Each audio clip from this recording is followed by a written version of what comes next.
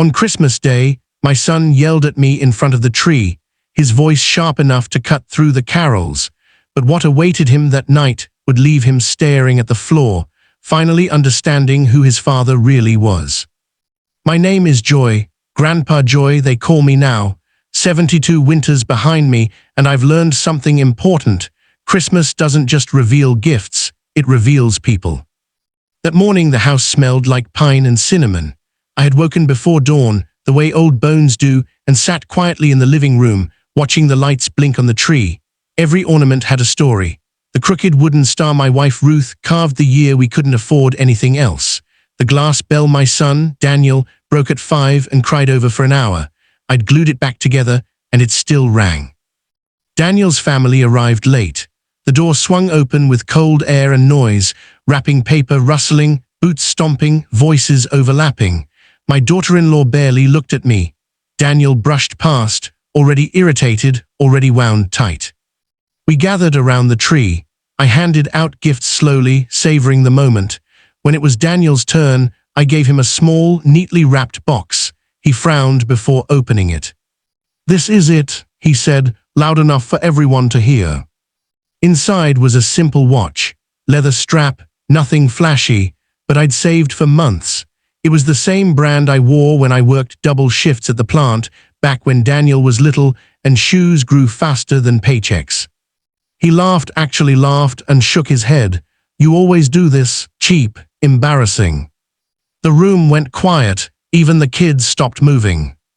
I tried to smile. "It's not about the price, son, it's..." He cut me off. "No, Dad, it's about you always being behind. This isn't the old days. You don't get points for trying anymore."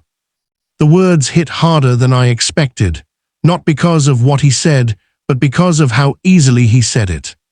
He stood up, packing. "You know what? Every holiday turns into this. You acting like some saint because you raised me. Congratulations, that was your job." I looked at the tree, at Ruth's ornament, at the bell. I felt the weight of years press into my chest. I didn't yell back. I didn't argue. I simply said, "Merry Christmas, Daniel." He scoffed, "Save it." They left soon after. Doors slammed. Engines roared away. The house fell into a silence so loud it rang in my ears.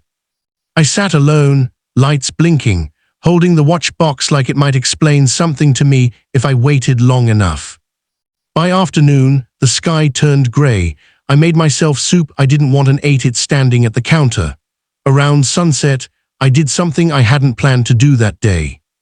I opened the old filing cabinet in the basement. Inside were folders Daniel had never seen, mortgage papers, medical bills, letters, and one envelope marked with his name, sealed for years. I took it upstairs and placed it on the table.